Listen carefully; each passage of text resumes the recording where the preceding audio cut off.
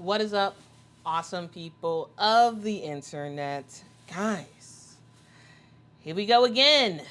We got another day, another big thing that has happened last night that we got to talk about.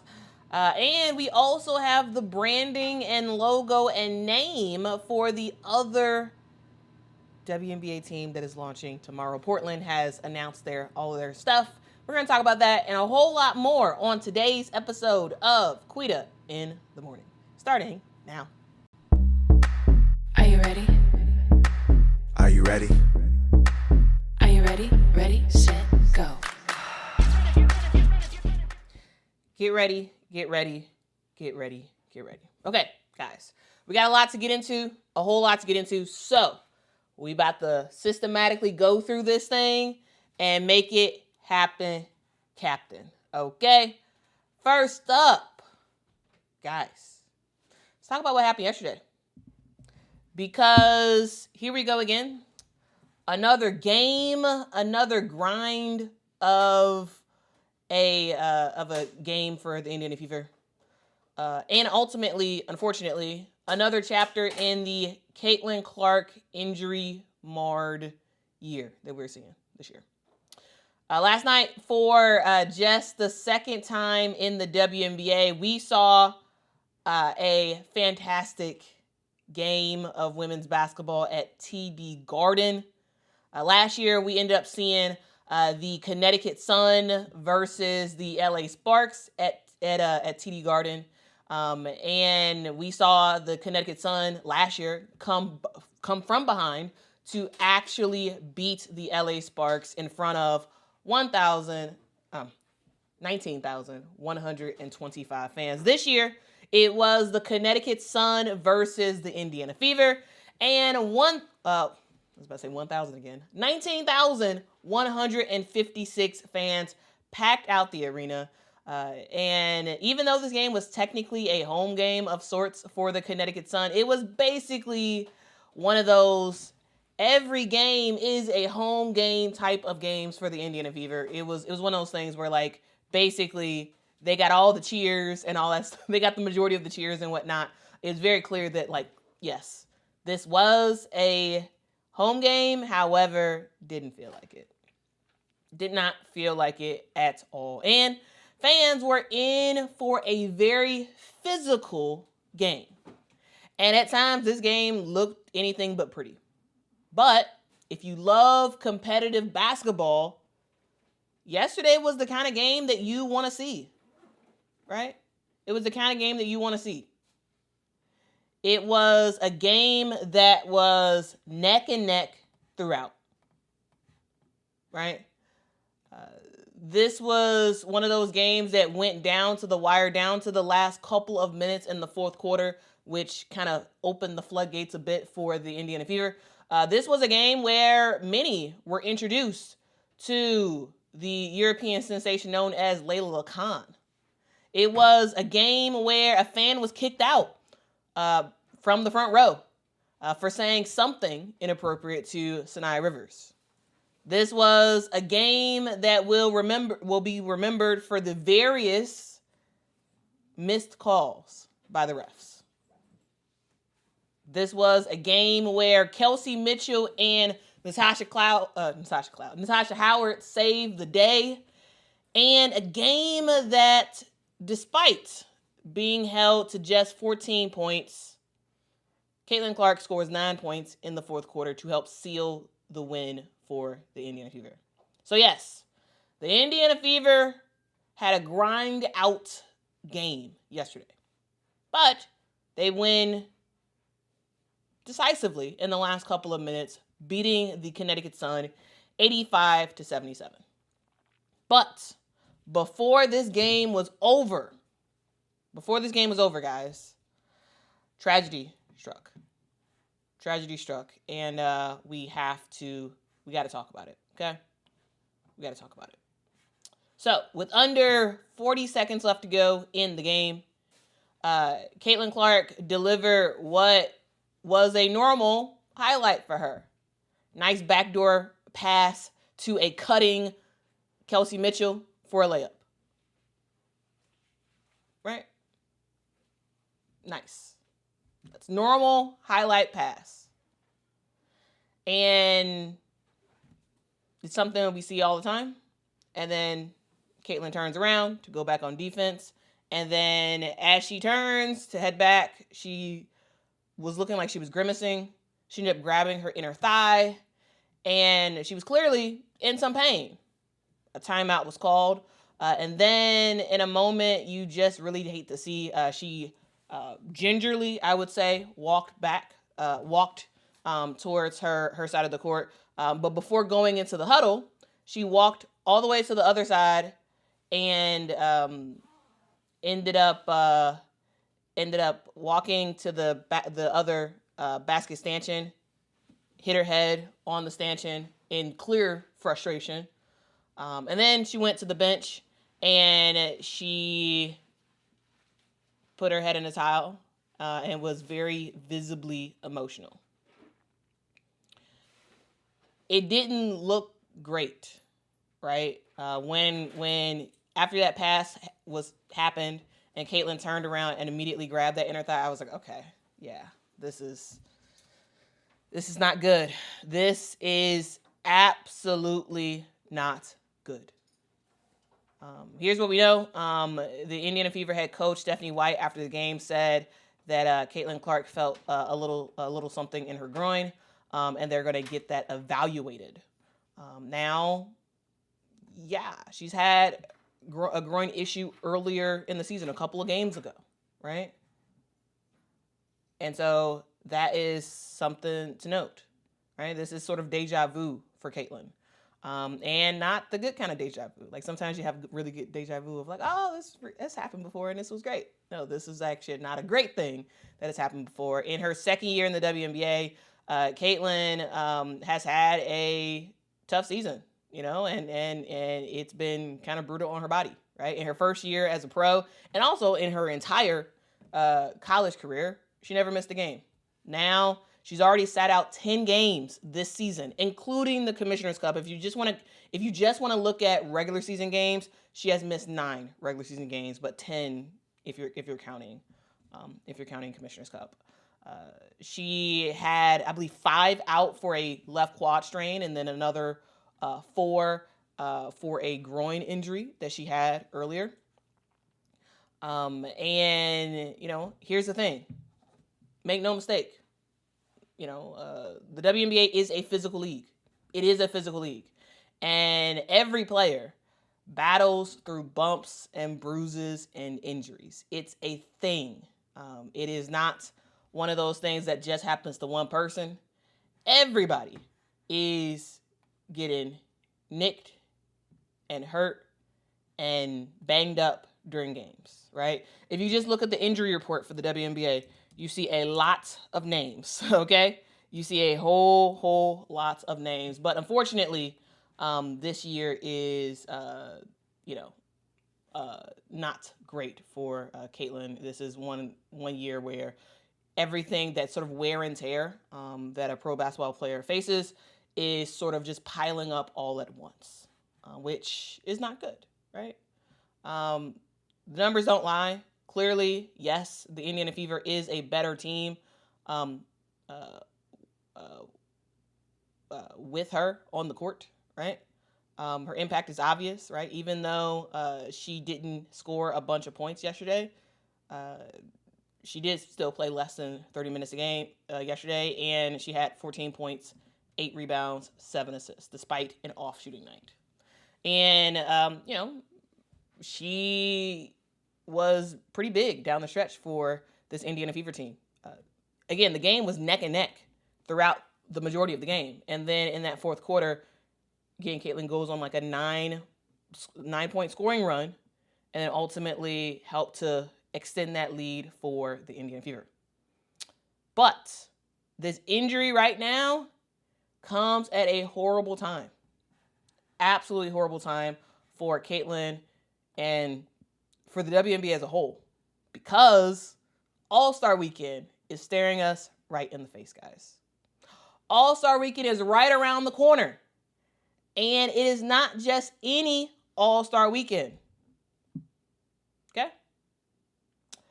This All-Star Weekend is in Indiana. Her home crowd. Caitlin Clark is one of the All-Star captains this year. Her and Nafisa Collier. She's supposed to headline the game on Saturday and compete in the three-point contest on Friday. And frankly, it's kind of looking like that may or may not happen. The way that she grimaced, the way that she gingerly walked to the other side, it seemed like she understands the gravity of that slight injury tweak yesterday. And we have to wait a little bit of time until we find out specifically when, like, what's going on, right? She's going to get evaluated today. We're going to find out what's going on with her. It's very likely, it's almost a guarantee that she's not going to play in tonight's game. The Indiana Fever play, I believe, the New York Liberty today. She's definitely not playing in that one. But we have to wait and see about the rest of the weekend. Like, does she play in? Does she participate in the 3-point contest? Does she participate in the actual All-Star game itself? Like, I'm very much curious to find out. And again, right now we don't know, but we will know. We will know. I would say in the next 36 hours. Okay? In the next 36 hours, we should know the status of Caitlin and what in the world is going on, and when and if she will actually be available to play for the WNBA All-Star Weekend. Okay? That's a thing that we are very, very curious about. Okay? All right. Looks like we got a super chat in here. I want to read that real quick. Thank you so much, Nina, for the super chat. Nina says, let me fix that. All right. Nina says, calling on all prayer warriors to pray for Caitlin Clark's recovery. Why does the WNBA turn a blind eye to poor refereeing and do not do more to protect their players? Question mark. The referees aren't the best. They, like, overall. One, refereeing is a very difficult job. It is. It's very, very difficult because there's so much happening on the court at one time. You got 3 refs. Each ref has a specific zone that they're supposed to be targeting, and sometimes stuff will be missed. At the same time, we have been complaining about the WNBA refs for years now. For years. This is not a new thing. This is not something that just started this year. This is not something that just started last year. The referees in the WNBA, yes, it's a hard job. However, it's just been poor overall. It has for years. And so it's one of those things where I at this point, as y'all have probably noticed this year, I have gotten off the referee train in terms of announcing my frustration after every single game. Because basically after every single game, there is a whole bunch of missed calls throughout the game. And like there's some phantom calls that are called that it's like, what? That wasn't a foul. And there's some stuff that was like, what? How did you not call that a foul? Or how did you not call that a flagrant? You know what I'm saying? Like that happens all the time. And I'm at the point, guys, where like I'm just not gonna just be outraged and rage out after every game because it happens. It happens all the time. It happens all the time. I did that quite a bit last year, and it was looking back at it, it was very annoying to just literally say the same thing over and over and over again. The refs are not great. It is what it is. Clearly, the WNBA is not making enough steps to fix that. Clearly. It is what it is. I at this point, I don't think anything is going to change. And so I think people just have to kind of live with it, right? Or, stop watching or something. I'm not sure. Like it's the thing. it's been a thing for a long time. So like, you know, this is not a new thing. Okay. This is not a new thing at all. Okay. All right. All right. So hopefully that's helpful random commentary if y'all are interested in that. But again, like, yeah, so yeah, if you come on this channel and you want me to rage all the time of the bad calls, I'm just not gonna do it because I've done it for years now. I've absolutely done it for years now. Of course, some of that was just me talking to mama. But yeah, it is what it is. It's a physical league, and the referees don't always take control of the game when they should, and it is what it is. It is what it is. Okay. All right. So it looked like yesterday it was Caitlin's right thigh that she was holding, and so I believe it was the previous injury that she had to her groin was on the left side. All right. So just to continue to talk through this real quick. We're not gonna belabor this point at all. But I did just want to mention that this if Caitlin is actually out for AllStar, which we don't know yet, but if she is, it will in a lot of ways be a buzzkill to AllStar Weekend. Because here's the deal: whether or not, yes, Tulip, she held her right thigh though. It is a right groin injury, but she held her right thigh. At least, yeah, she held her right thigh after, like, when she turned around and was like going back on defense. But yeah, it is a right groin injury. But yeah. Anyway, whether or not people want to admit it, I know some people love to admit this all the time, and other people don't like to admit it, and other people are just like, oh yeah, it's a thing.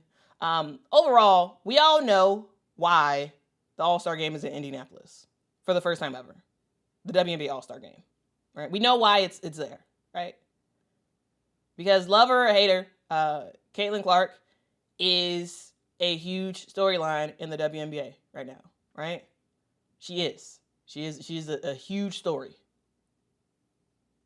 right? Fans have already bought out the tickets for the All-Star Game itself. It was sold out basically immediately. Of course, you can buy it on resale. And people have bought their tickets way in advance. They have made their plans, and a good amount of fans are coming out because they want to see Caitlin, right? They want to see her shine on the national stage on her home court. The league, it would be beneficial to the league. It would be beneficial to ratings if Caitlin Clark was there, healthy, and played.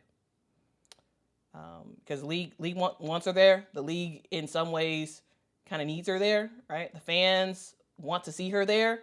And no one really wants to see her sit out, possibly for the All-Star Game, which is not great. So, again, the Fever play tonight in Brooklyn against the New York Liberty, and if, and likely Caitlin will not play, right? And that's understandable. But we'll see, ultimately, what happens for the All-Star Game itself, okay? Because, All-Star Weekend, without Caitlin Clark in Indiana, while I 100% believe this will still be an awesome time, I will still enjoy All-Star Weekend. I still think that this is going to be a fantastic product that we will see on the court for both the skills competition, the three-point competition, for the actual game. While I think it will still be a fantastic product, it won't be the same if Caitlin isn't there. Because in some ways, it would be a lessening of what is bound at this point to be the most viewed All-Star Weekend of all time. So while I still think it's going to be fantastic, we do know, and if you don't know, I mean, maybe you're just not admitting it. She does move the needle, and a lot more people will watch if she's playing than will watch if she's injured. And so here's the hoping that she is all good to go. So we'll stay tuned, and yeah. So overall, real quick, I do want to get y'all thoughts about the game that happened yesterday. We're not gonna spend a lot of time on it, and I will ask guys that you all be respectful. It's very strange how when certain players get injured, certain people celebrate, and then when other players get injured, now it's all sad and mourning and all that stuff. Here's the thing: nobody should be celebrating when anybody gets injured. Like I don't understand how that's a good thing. I don't get it. It doesn't make any sense to me. So be respectful to people. Be respectful in the chat. Say what you would say if you were talking to somebody in real life. And so yeah, overall, I like the game personally. Now I know that some people love like flashy play. You love for it to be like a huge back and forth battle and like a lot of scoring and all that stuff. I get that. However, I am a fan of just grind it out, find a way type of basketball. And I felt like at times that's what yesterday was. Right? At times that's what yesterday was. And personally, like I liked it. Right?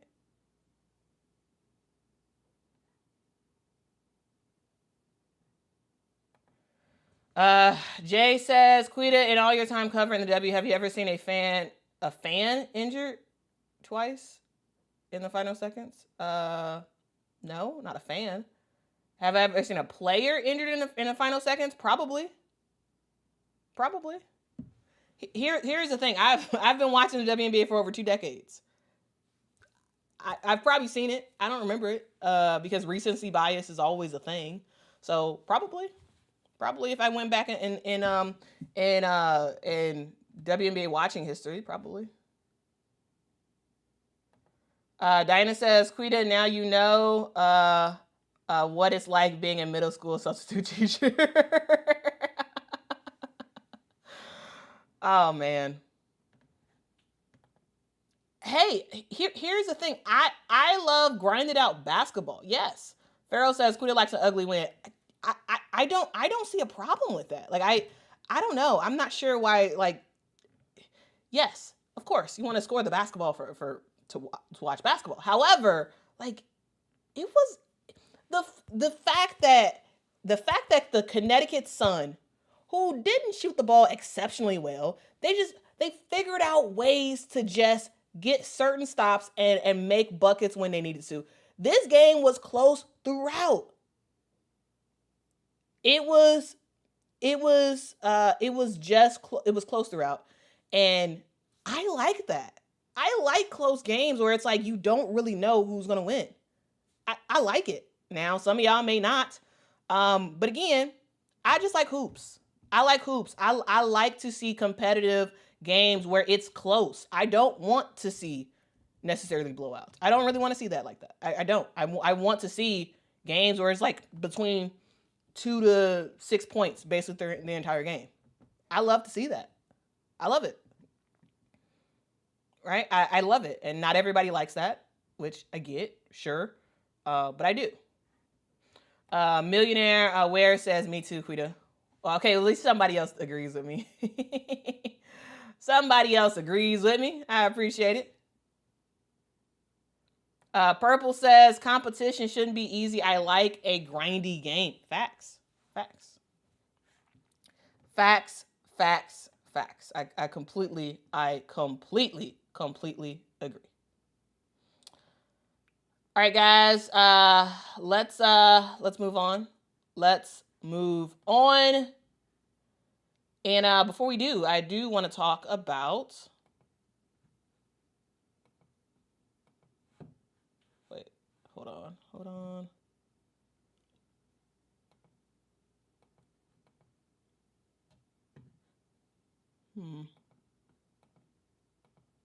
Sorry, guys. I'm having a little bit of technical difficulties.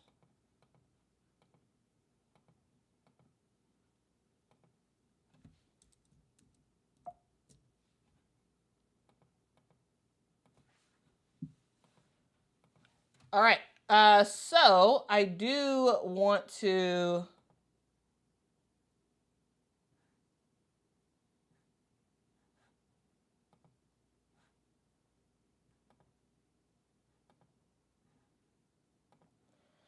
I do want to talk about my friends over at Branded Bills. Guys, yesterday the WNBA announced a new squad, which is awesome.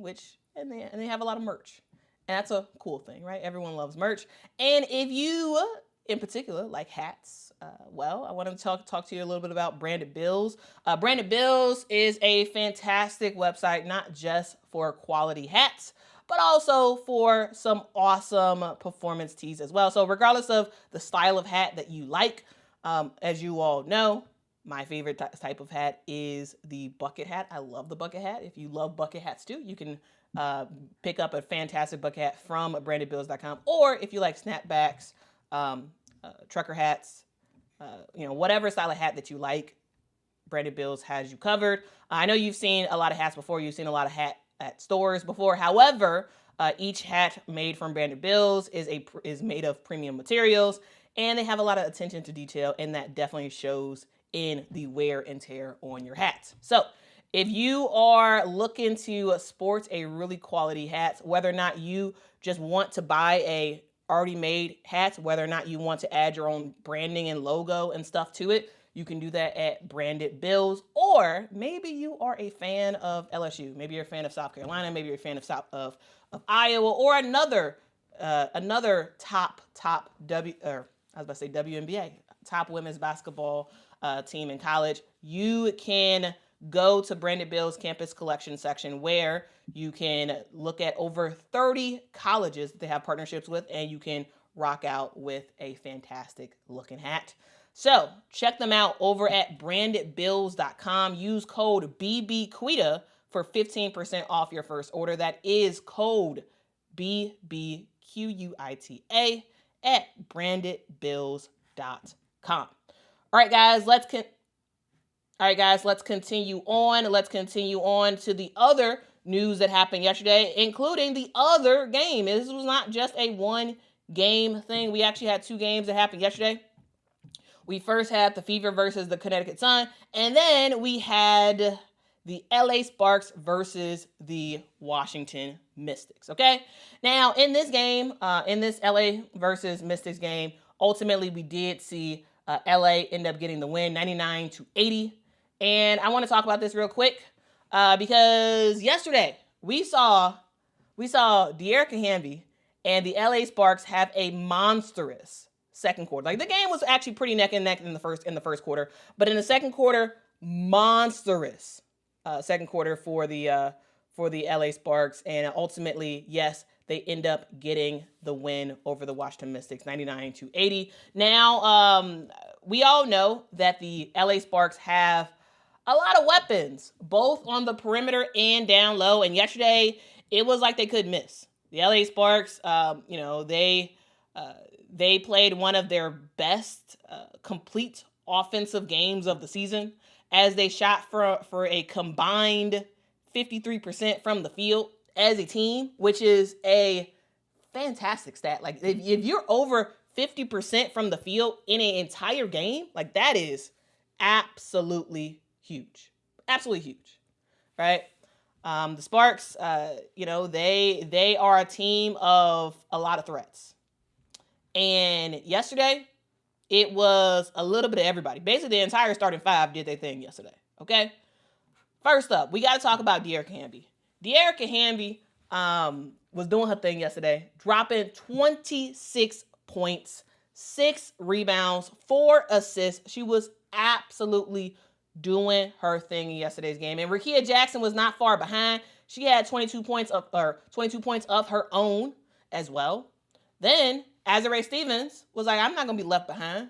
15 points for Azurá Stevens, 8 rebounds for her. Kelsey Plum was like, you know what? I can drain down some shots as well. 20 points for KP, as well as 6 assists. And the point guard, Julie Allemand. Y'all may look at the box score and be like, 3 points? What? Julie Allemand only had 3 points? Yes. And here's the deal. as I've said before, and I'm going to say it again. When it comes to basketball, it's not all about points. Absolutely. Do you need points to win the game? Yes. But only one player can score at a time. How else are you impacting winning for your team? And yesterday, Julie Aaliyah was impacting winning for her squad. Yesterday, she dropped 10 assists in yesterday's game, 5 rebounds, only 1 turnover in this game. She gave some really fantastic minutes, guys. Really fantastic minutes. And so I want to highlight that because sometimes all we do is talk about the players who score at the most points, and sure, that's fantastic. But who's giving them the ball? Who is just making the right moves and not doing anything stupid? And that was Julie Aaliyah yesterday. She was on her big one. So shout out to Julie Aaliyah. Yes, sure, you only have 3 points. Sure, you only make 1 3 in the game. However, you impacted winning, and your team ultimately benefited from it with the dub. Okay? But I want to talk about the bench real quick for the LA Sparks because there's one player I've been big on all year. Actually, yeah, probably all year, all calendar year, I would say. And that is about Sanaya Fagan. Y'all, Sanaya Fagan, I really like Sanaya Fagan. I think she is a gem of a player that ultimately will have a quality WNBA career. Sanaya Fagan came in early in yesterday's game. Like, was anybody else surprised when the second quarter starts and Sanaya Fagan's in the game? And it's like, what? Sanaya Fagan? Okay. Right? Sanaya Fagan came in the second quarter and had some big minutes, some huge minutes in yesterday's game. 8 points for her off the bench. Shout out to Fagan. The rookie. And that was pretty cool. Anyway, also for the LA Sparks, we saw Ray Burrell add in 5 points from the bench. Basically, the only scoring from the bench that LA got yesterday was from Sanaya and was from Ray. Now, for the Washington Mystics, yesterday, they didn't have a shooting problem. Shooting was actually not the issue, in my opinion, for the Washington Mystics. The issue for the Washington Mystics yesterday was turnovers. Yes, you can shoot 43% from the field and still get kind of killed. The reason why is because you turn over the basketball. You keep turning over the darn basketball constantly. 17 costly turnovers for the Washington Mystics. And yes, absolutely, good defense by the LA Sparks, but not all of those turnovers were from good defense. Some of those turnovers were just boneheaded offensive plays, right? 17 turnovers for the Washington Mystics, and the LA Sparks found ways to consistently capitalize on those mistakes. So, of those 17 turnovers, we saw the LA Sparks scored 24 points off of turnovers. 24. You're going to have a hard time winning the basketball game when you keep turning the ball over and you're not locking down on defense. So yes, with that, we see the Washington Mystics lose. All right. Let's continue on. Let's actually see, does anyone have anything to say specifically about the game yesterday? Let's see. Andre says, who's taking Clark's place? Well, we don't know yet if Caitlin is playing or not in the AllStar game. We don't know yet. We don't. Okay. But any specific stuff about the game? Tulip says Edwards needs to start again. I don't know. I kind of think it should. I don't know. I think I need to see a couple more games before that because yes, Kiki can struggle. However, for the Kiki era offend for those who don't know, that's what I'm talking about when I say Kiki. She can struggle, absolutely, and yes, is Aaliyah Edwards a WNBA starter quality player? Yes, I think so. However, I do think that eventually Kiki era offend gets back together, like gets her game, back where it should be, right? So I don't think you take the last couple of games and say, okay, now she goes to the bench, right? Because I still like her as a starter, though I also really like Aaliyah Edwards and do think that she's a starter as well. And so, like, it's about figuring out whether or not who's your future. I think that's what I believe her name is Jamila Wiedemann, the GM for the Washington Mystics. I think that's what she has to decide. Her and Sydney Johnson, they have to decide which one is the future. Who's the future? Is it Kiki or is it Aaliyah Edwards? If your future is Kiki era offend, she needs to continue to start. If your future is Aaliyah Edwards, then Aaliyah Edwards needs to start. And so, yeah, I think that's something they have to decide. I think that's something they have to decide. And if it is that Kiki is the future for this team, because both of these players they're both power forwards. Neither one can start together at the same time, right? In my opinion, they're both power forwards, and so they always have to be paired up with some center.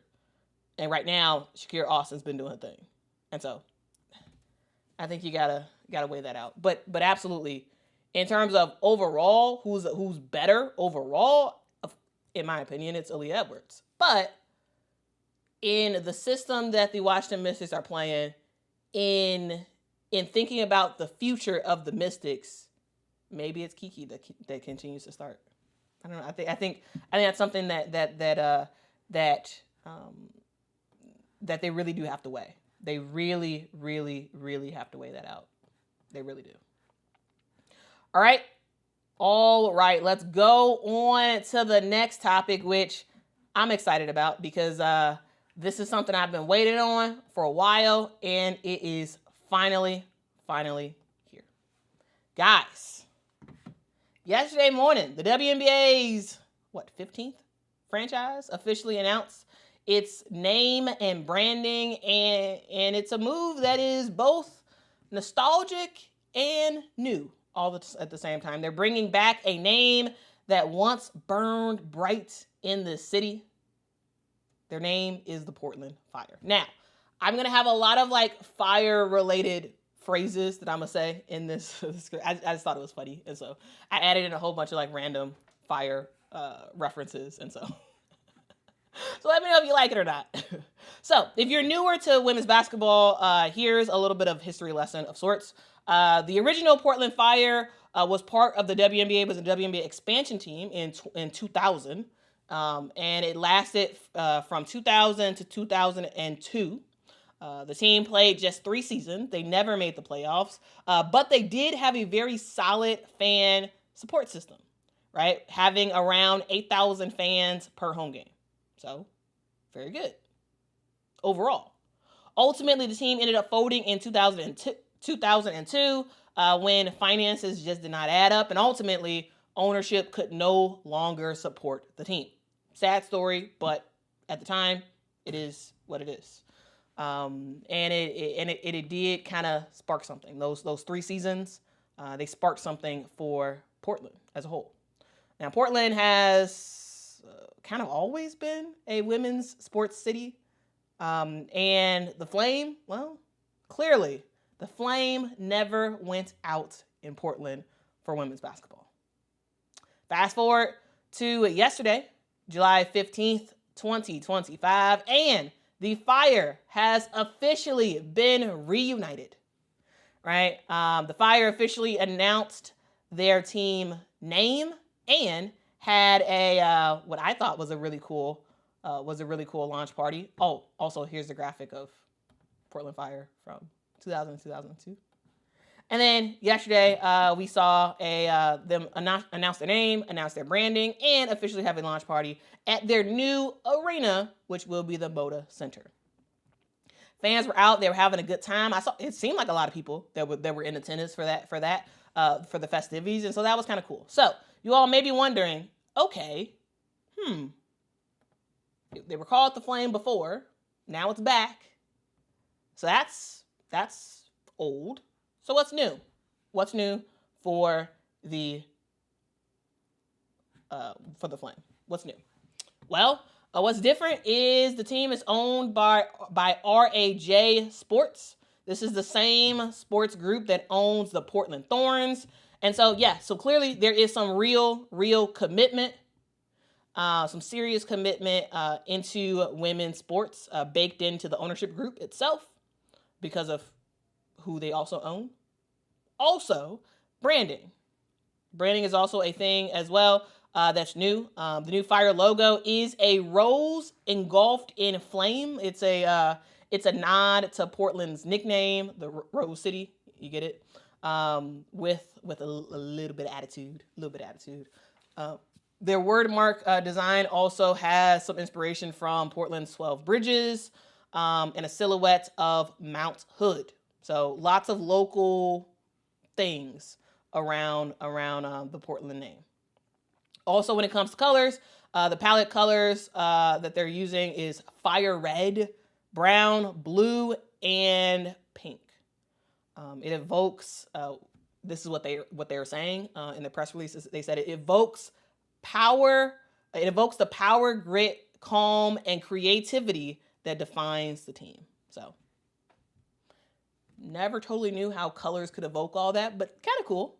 And also, they got some new vibes with the team. A thing to note is they have an interim president. Her name is Claire Hamill. She is a longtime Oregonian, and I believe she worked at Nike as well. She said that she said this yesterday. She said, we are thrilled to complete the journey of bringing professional women's basketball back to the Rose City while honoring the legacy of the original franchise to blaze a new, bold path forward. And for the Portland Flames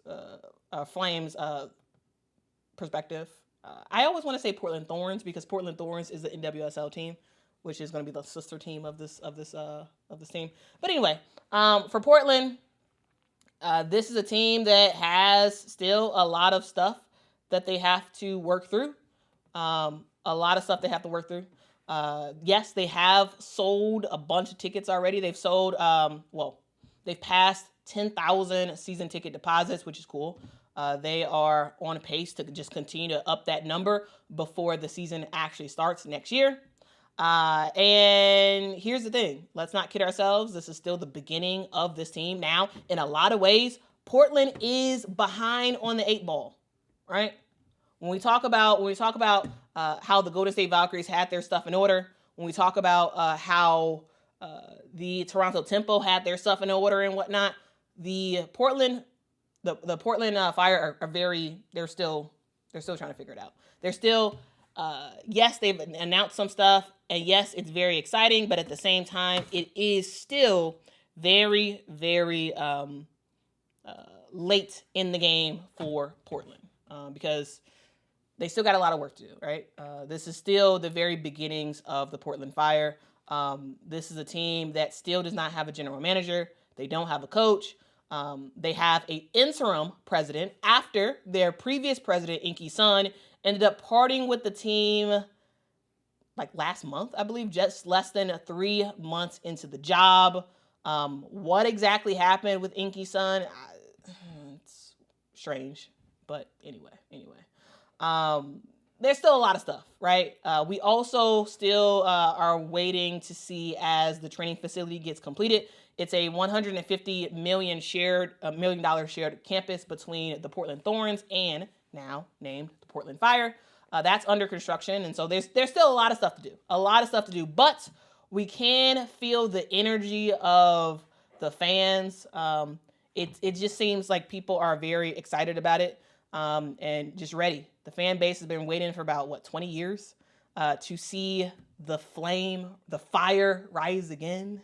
And so, yeah, let's not gloss over what this means for Portland. Yes, they still have a lot of work to do. However, it should be kind of cool once Portland does hit the court. The Fire will hit the court in 2026 alongside Toronto, the WNBA's one of the other WNBA newest expansion teams. So yeah, it should be pretty fun. Also, guys, in the next couple of years, we do have a bunch of other teams joining in Cleveland, Detroit, and Philadelphia. The WNBA is absolutely growing, and Portland just made it clear that, hey, they're trying to be a standard bearer. They're trying to get their stuff together, and they're trying to be like, hey, fans, y'all better rock out with us starting next year, because the bottom line is here. The Portland Fire, they have a name now. It's a blast from the past. They have a brand that's a brand new one. And they have a fan base that is ready to light up Moda Center. So, yeah, it should be pretty cool. Portland has shown that they support women's sports, right? The Portland Thorns has been an immensely successful NWSL team. And the Fire, hey, this time, guys, it may be looking like the fire might just burn forever. You get it? Like the fire went out before in 2002, and now the fire's back 20 plus years later, and the fire might just burn forever. Anyway, guys, you all know me. I'm very random, and I really do enjoy adding little puns and really odd stuff, just really stuff that they're that someone's listening and they're like, that's kind of funny, Anyway, I tried. I'm trying to make this stuff entertaining. Yes, I want to give y'all some interesting information and whatnot. Yes, we want to tell the news, but at the same time, we also want to make it kind of interesting. I don't know. Is it lame? If it is, I get it. But you gotta make it kind of fun. So that's all the facts. I do want to get y'all thoughts about the branding and what y'all think about it. Overall. Okay. We got some super chats I want to get to. Thank you so much to Jason for the super chat. I don't know why my comments are weird. Okay, so Jason, thanks so much for the super chat, says paying players chicken scratch while having teams in high cost of living cities is dumb. Good luck to the rookies making $70K in Portland, LA, Seattle, and New York. That is exactly why, Jason, the CBA negotiations are happening right now, because players are thinking the same thing as you are. Like, how in the world, the cost of living is pretty high in these areas. But also a thing to remember, the players don't have to pay for to live in the city during the WNBA season. So there's player housing that all teams give. All teams give player housing free of charge to the players. So that's something to know. So yes, absolutely, I completely agree. Yes, cost is very expensive. Stuff is very expensive in certain cities around the United States. And yes, players definitely want more money, but they do get housing. Okay, that is something to note. They do get housing paid for by the team, and that's not included in any of their stuff, right? Okay. They do get housing. But yes, absolutely, the CBA negotiations is happening right now, and the WNBA players definitely want more money. Definitely. Thank you so much, Ken K, for the super chat. Says Connecticut Governor Lambert says he has a buyer to keep the team in Uncasville with some games in Hartford and maybe Providence. Ooh, Ken K, thank you so much for that news. I had not known that. So what I'll do is I'll read up on that, and I will make sure to bring that to you all in a researched way soon. That's cool news. I didn't know. Thank you so much, King K, for letting the people know that information. I appreciate it. But guys, yeah, I do want to hear what you all have to say about the branding of the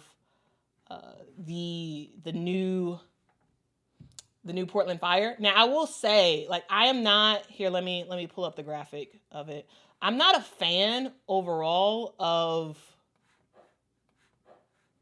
this, like the rose on flyer. It, to me, it I don't like it. I'm trying to find a nice way to say it. I'm not as much of a fan of it. But there was a fantastic graphic that I saw.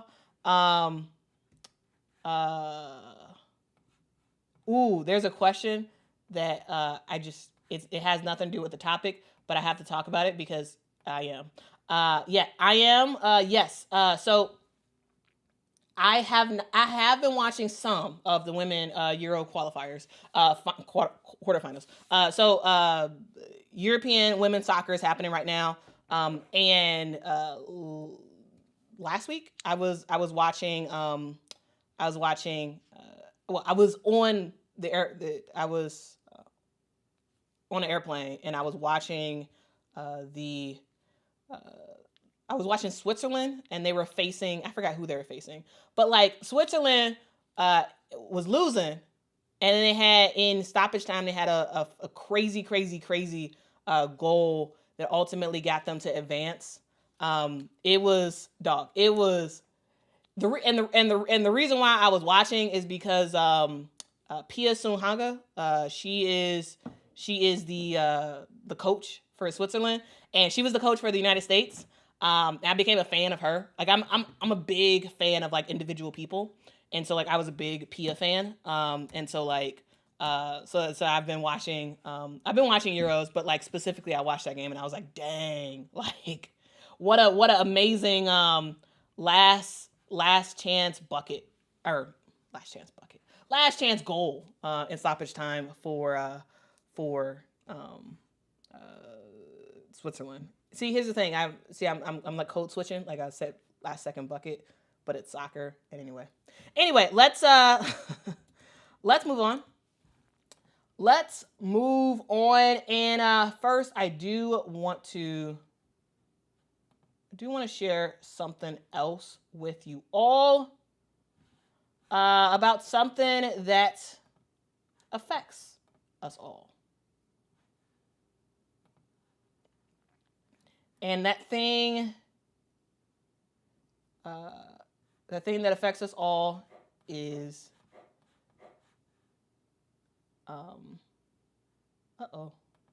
sorry guys, trying to get my graphics together,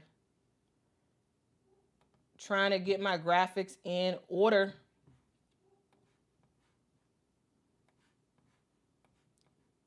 And then we will finish out this segment and move on. Okay. But first, I did want to talk to you all about my friends at Monarch Money. Guys, maybe you all have looked at your bank account and you wondered, where in the world did my money go? Where did it go? How did it just disappear? Well, if you've thought that, well, same. Between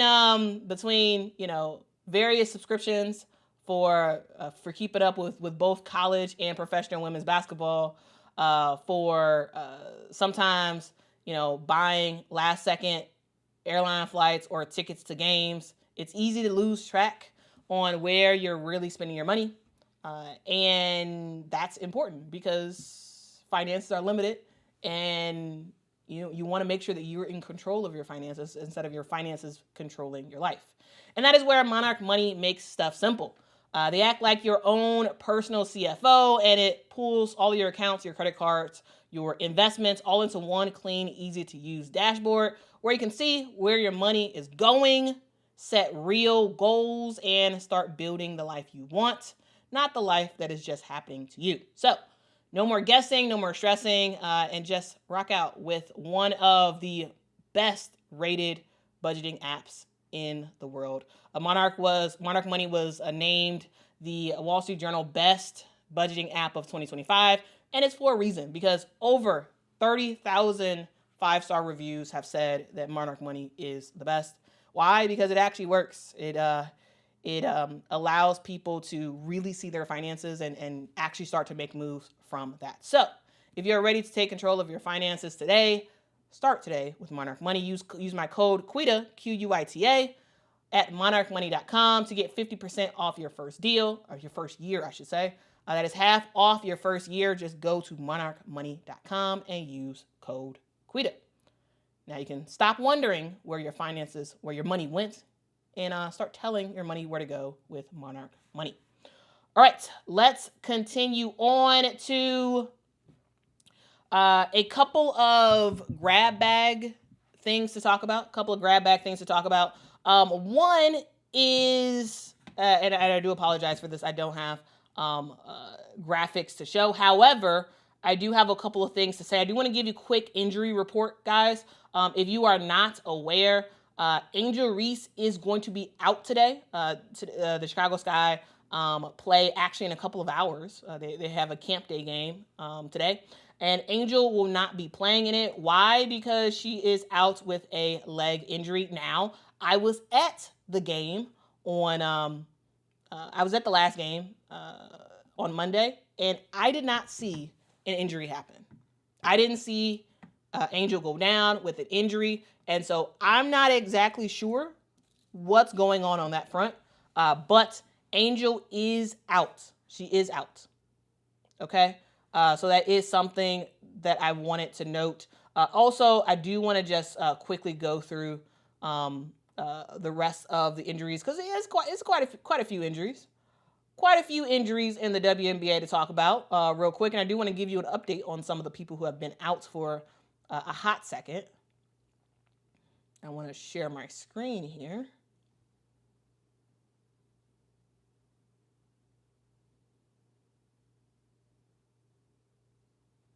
All right, well, while I'm trying to do that, here we go.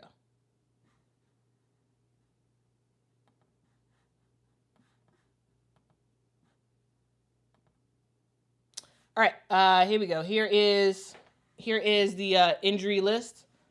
We have Ryan Howard, who again is out. She's going to miss the All-Star game, and in her place, Kayla McBuckets is going to be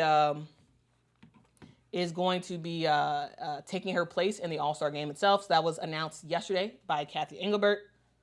So Ryan Howard is out. And thank you so much, Dee Dee, for saying that. Dee Dee said Angel hurt her leg in the previous game.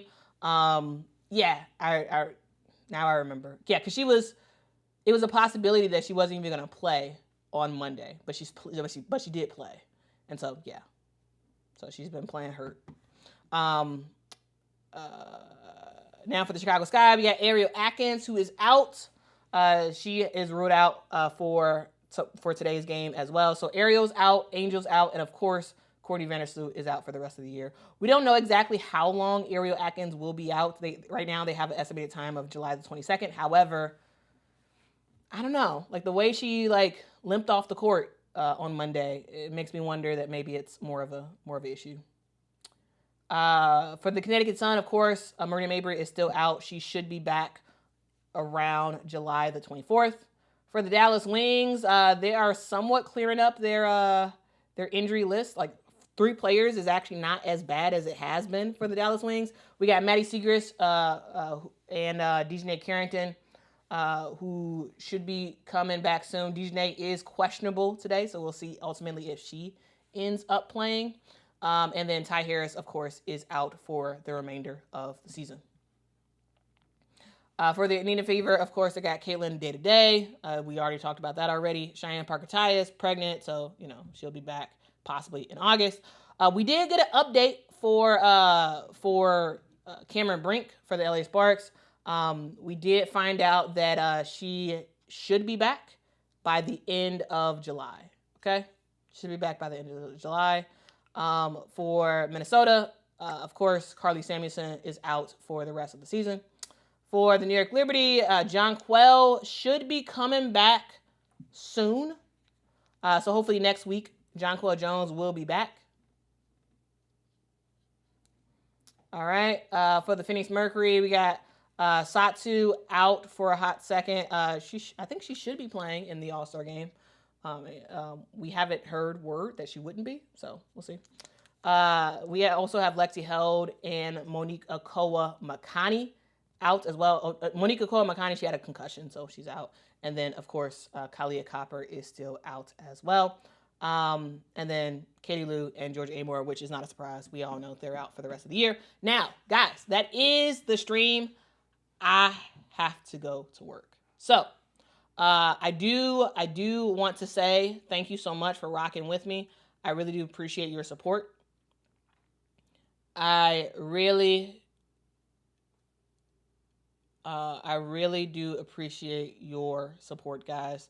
Thank you so much for rocking with me. Neek the Nerd says, don't be late for work. Yes, thank you for that reminder. I have to go. All right, guys. As you all know, I will be at AllStar this weekend. So if y'all are gonna be there, hit me up. Reach out to me. And also just find me. I'm like Coach Prime. I'm not hard to find. Okay, I'm not hard to find. Just, hey, find me. And if you see me, say something. And if I seem awkward, ignore me, okay? Ignore me, okay? All right, anyway, y'all have a good one. Hit that like button for me one time. It really does help the channel out a whole lot. Actually, it helps the channel out a ton. Guys, truly, we are trying to build this thing into a real thing so that hopefully, like this could actually be a real career for me. I don't know, maybe not. But the only way that can happen, the only way that this channel grows is if you all help to support. If you all hit that like, hit that subscribe, if y'all tell people about this channel. I'm trying to build the channel I want to see in the women's basketball space. A channel that is not all about the unnecessary drama that's happening in women's basketball, but a place that tells you, hey, here's what's happening in a non-clickbaity way, in a rage baity way and whatnot. And so hopefully that's helpful to you all. Hopefully you all like that. And if you could, please help the channel out a whole lot by supporting and making it happen. Anyway, y'all have a good one. Y'all have a great one. And I will see y'all in the next one. See some of y'all in Indianapolis. And again, say hi to me. Say hi to me. All right. See y'all next one. Bye-bye.